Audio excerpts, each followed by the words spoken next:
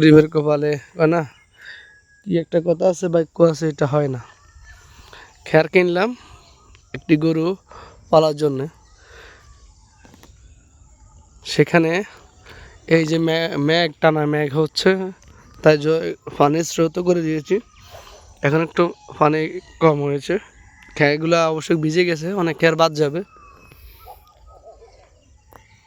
যাক দিস নি হানি আইনি ওই আইন একটু একটু করে দে। হ্যাঁ, এই যে অবস্থা আমগো, আয় হায় রে।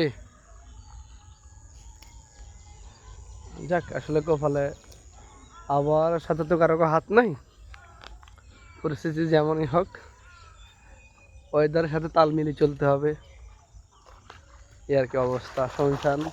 শুনশান এলাকা, তারই মাঝে ওই যে আরেকজনের খ্যার, ওদেরও খ্যার এই যে নষ্ট হয়ে গেছে।